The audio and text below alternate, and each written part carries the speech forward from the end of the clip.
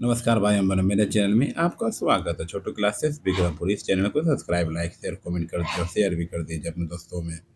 NCERT pattern चल रहा है और क्लास 10 का भी अपलोड कर दिया, जा करके देख लीजिएगा। और बिहार पुलिस का प्रीवियस ईयर क्वेश्चन, बिहार दरोगा का, एसएससी जीडी का। अब एनसीईआरटी का सीरीज चल रहा है 6 से 12 तक का सीरीज। ठीक है, एनसीईआरटी 360। ठीक है, क्लास 12 का 6 से 12 तक विज्ञापन पहले चलेंगे 6 का। 6 का, फिर 7 का, 8 का, 9 का, 10 का, 11, 12। 6 का पहले हम ये पढ़ा दिए हैं। भोजन के घटक अपलोड कर दे, जाके देख सकते हैं।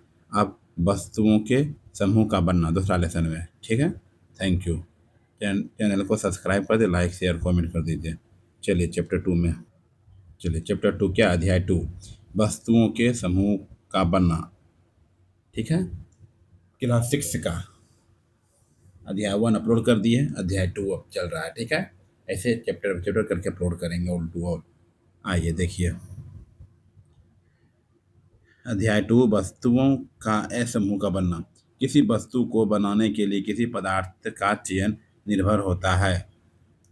किसी वस्तु को बनाने के लिए किसी पदार्थ का चयन निर्भर होता है, पदार्थों के गुणों के आधार पर, पदार्थ के उपयोग के आधार पर। ठीक है, बोलिए। 1 और 2 दोनों, पदार्थ के गुणों के आधार पर, पदार्थ के उपयोग के आधार पर। ठीक है, चलिए। किसी वस्तु को बनाने के लिए पदार्थ का चयन चयन निम्न आधारों पर किया जाता है। किसी वस्तु को बनाने के लिए पदार्थ का चयन निम्न आधारों पर किया जाता है। पदार्थ के गुणों के आधार पर, पदार्थ की मजबूती, लचीलापन, गर्मी या ठंड सहने की क्षमता या जंग प्रतिरोध के आदि गुणों के आधार पर तय किया जाता है। अब पदार्थ के उपयोग के आधार पर वस्तु का उद्देश्य या कार्य भी पदार्थ के चयन में महत्वपूर्ण भूमिका निभाता है। उदाहरण के लिए बिजली के तार के लिए तांबा चुना जाता है क्योंकि यह अच्छा चालक है। इसलिए पदार्थ का चयन गुण और उपयोग दोनों के आधार पर किया जाता है। ठीक है, चलिए 2 नंबर क्वेश्चन। पदार्थों में क्या क्या होता है? पदार्थों में क्या क्या होता है? उपयुक्त सभी होता है। कांच कांच होता है, धातु होता है, प्लास्टिक, लकड़ी होता है, रुई होता है। ठीक, चलिए।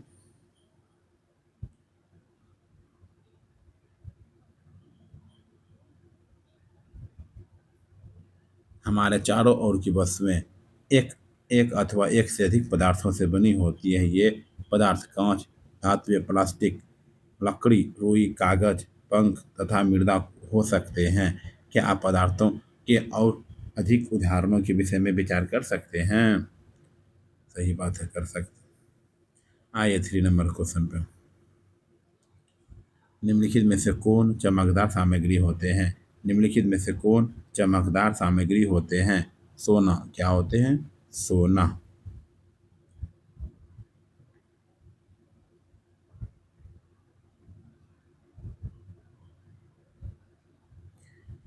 लोहा, तांबा, एल्युमिनियम, सोना तथा सोना धातुओं के उदाहरण है। लोहा, तांबा, एल्युमिनियम तथा सोना धातुओं के उदाहरण है। कुछ धातुएं बहुधा अपनी चमक खो देती है और धीतिहीन निष्ठभर दिखाई देने लगती है।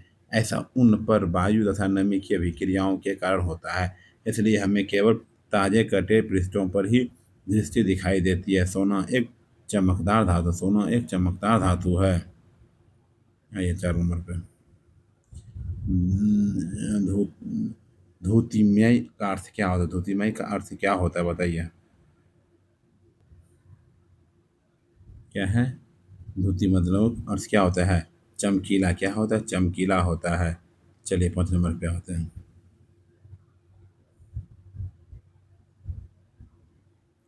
धूतिमय शब्द का अर्थ होता है चमकदार या चमक वाला।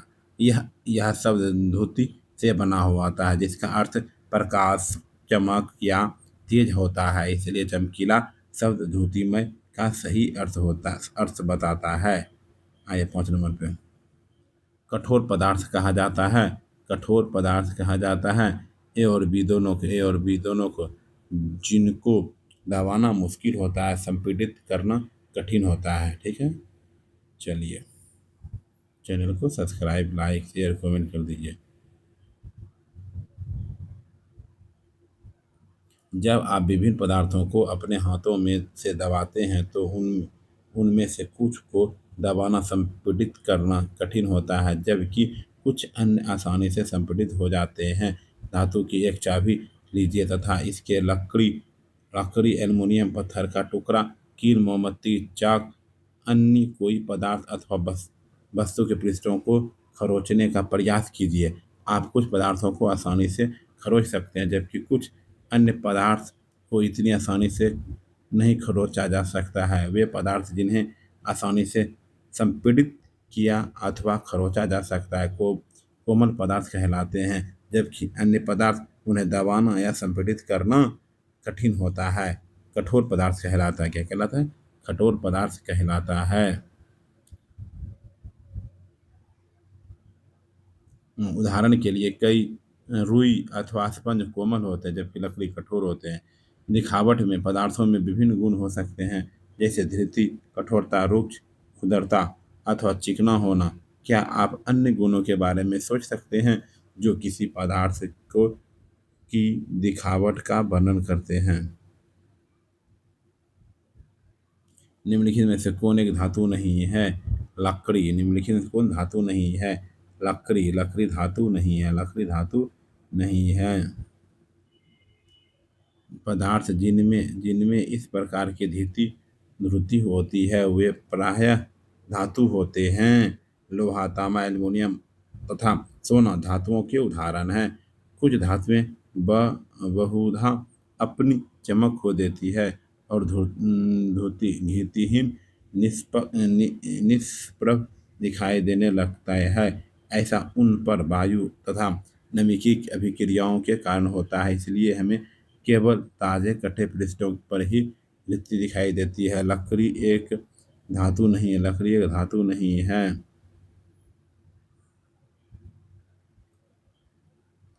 निम्नलिखित में से वो सत्य कथन की पहचान करें।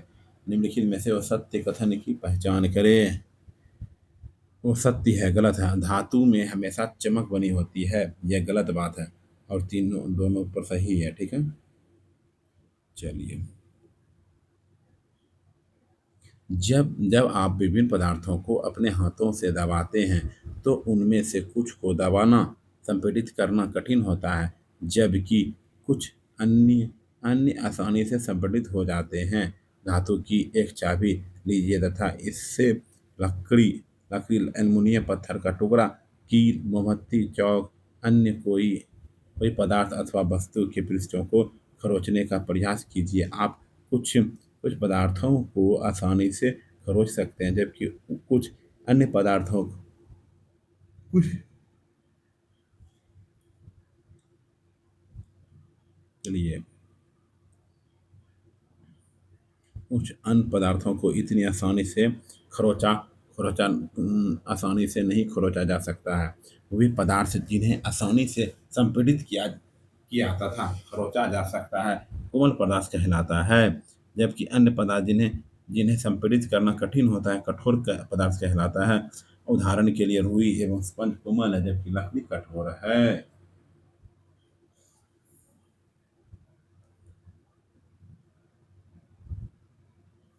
पदार्थ जिनमें इस प्रकार की धृति होती है वे प्रायः धातु होते हैं। लोहा, तांबा, एल्युमिनियम तथा सोना धातुओं के उदाहरण हैं। कुछ धातुएं बहुधा अपनी चमक खो देती है और धृतिहीन निष्प्रभ दिखाई देने लगती है। ऐसा उन पर वायु तथा नमी की अभिक्रियाओं के कारण होता है, इसलिए हमें केवल ताजे कटे ओबिलय शब्द का क्या अर्थ है? ये सब में लिखा। Class 6 chapter 2 page number 15। ओबिलय शब्द का क्या अर्थ है? ओबिलय शब्द का क्या अर्थ है? ओ घुलनशील। ओ घुलनशील क्या अर्थ है? ओ घुलनशील है। क्या है? ओ घुलनशील है।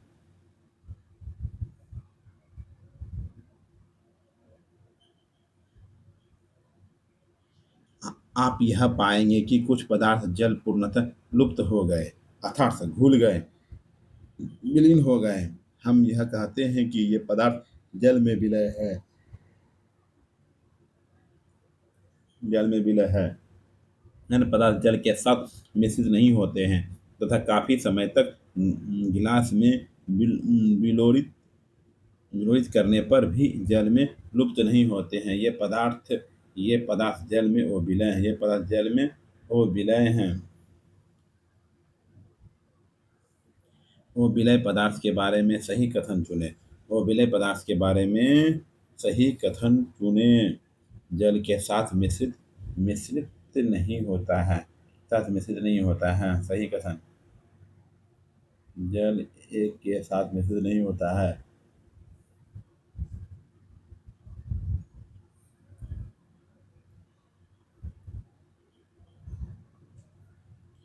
आ, आप यह आप यह पाएंगे कि कुछ पदार्थ जल पूर्णतः लुप्त हो गए अर्थात घुल गए, विलीन हो गए।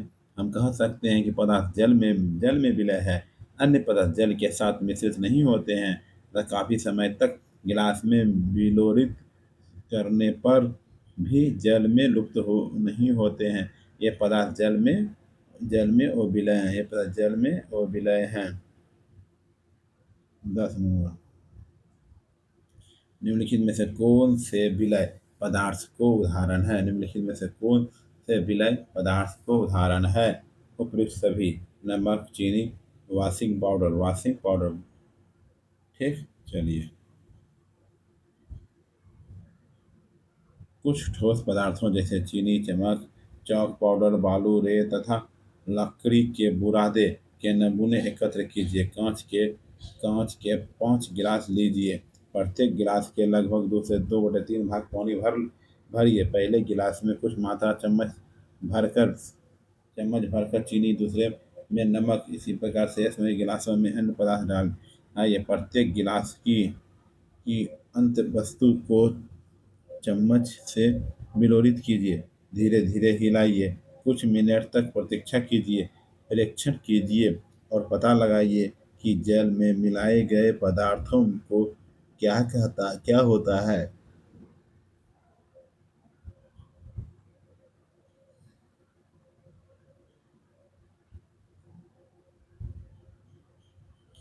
अपने परीक्षणों के सामने 2.3 दर्शानुसार नोट चीनी, नमक, वॉशिंग पाउडर विलय पदार्थ के उदाहरण हैं। सब विलय पदार्थ के उदाहरण हैं। 11वां क्वेश्चन। पहला नंबर। तरल सभी तरल जल में मिश्रित हैं।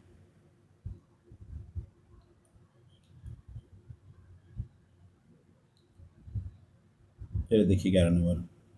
पहला हो गया। तो दूसरा, गैस थोड़ी मात्रा में जल में घुलनशील है। इसमें गलत कौन है? इसमें गलत कौन है? 2 नंबर गलत हो। पहला वाला सही है, ये गलत है। ठीक है। चलिए।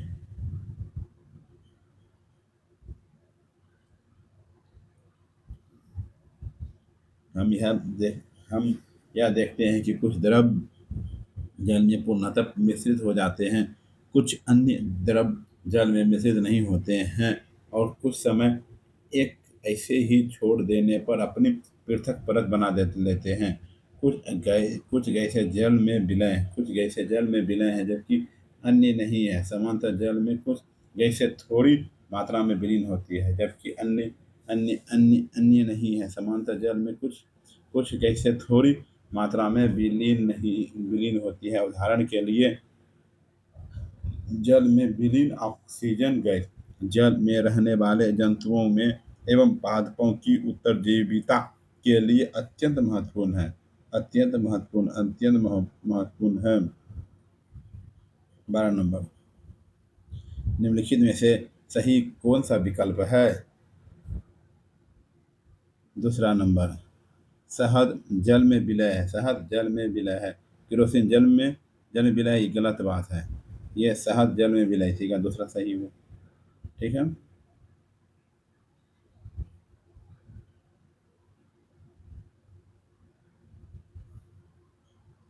अन्य डूबकर गिलास में तली में पहुंच गए थे। क्या यह सही सही नहीं है? हम ऐसे बहुत से उदाहरण देखते हैं जिनमें पदार्थ पदार्थ जल में तैरते रहते हैं अर्थात डूब डूब जाते हैं। चित्र किसी तालाब में तालाब की सतह पर गिरी सूखी पत्तियां व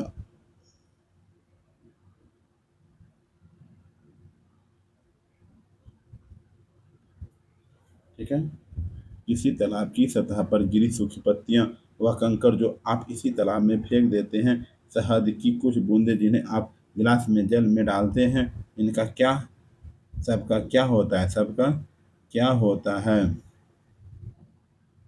बूझ बूझो यह चाहता है कि आप उसे जल में तैरने वाले तथा जल में डूबने वाले पदार्थों के पांच पांच उदाहरण हैं।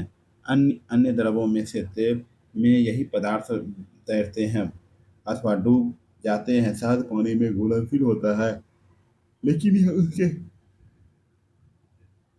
प्रकार और पानी के तापमान पर निर्भर करते हैं। आइए 13 नंबर पे, निम्नलिखित में से कौन सा कथन गलत है? गलत गलत का विकल्प चुनें। गलत कौन सा है? दोनों गलत ही है, दोनों गलत ही है, ठीक है, दोनों गलत ही है, दोनों गलत है। सिरका, नींबू का रस, सरसों का तेल अथवा नारियल का तेल, मिट्टी का तेल अथवा अन्य किसी द्रव्य के नमूने एकत्र कीजिए। कांच का एक गिलास लीजिए, इसे आधा जल में भरिए। अब इसमें चम्मच भरकर कोई द्रव मिलाइए और भली भांति गुलोरित कीजिए। इसे 5 मिनट के लिए छोड़ दीजिए। परीक्षण कीजिए कि क्या क्या यह द्रव जल जल के साथ मिश्रित हो जाता है। सरसों का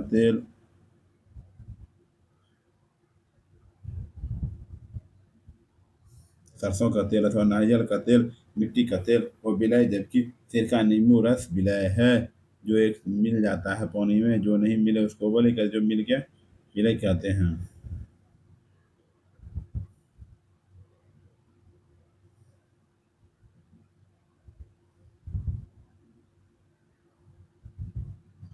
कितना नंबर सही है? 13 नंबर था, अब 14 नंबर पर आते हैं। ठीक है,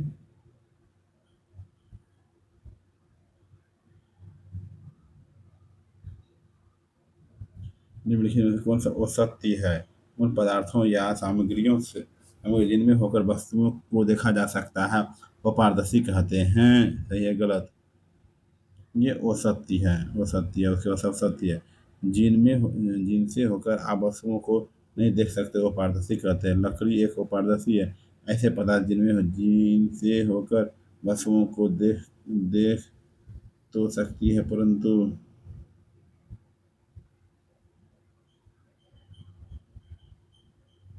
ठीक है, परंतु स्पष्ट रूप से पारभासी नहीं कहलाती है। चलिए, आपको लुका छिपी का खेल खेल देखा होगा, खेला होगा। उन स्थानों के बारे में विचार कीजिए जहां आप खेलते थे। समय छिपना चाहेंगे तो दूसरी और दिखाई न दे। इन स्थानों को हम क्यों चुने? आपने आपने कभी शीशे की खिड़की के पीछे छिपने का प्रयास किया? स्पष्ट रूप से नहीं, क्योंकि ऐसा करने मित्र शीशे को देखकर आपका पता लगा लेगा। उन पदार्थों अथवा सामग्रियों जिनमें जिनसे होकर वस्तुओं को देखा जा सकता है इन्हें पारदर्शी कहते हैं। कांच कांच जलवायु,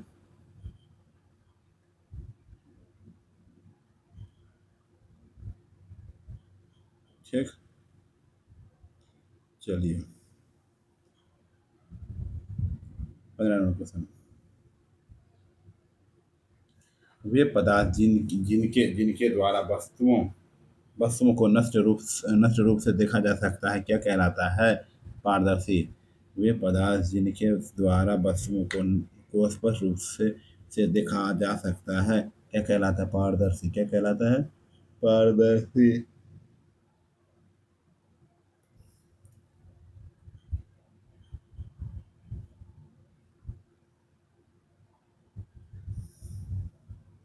ऊपर भी देखो, पारदर्शी किसे कहते हैं बोल रहा है। तो आपको लुका छुपी खेले होंगे, सब देखे होंगे, सब जानते हैं।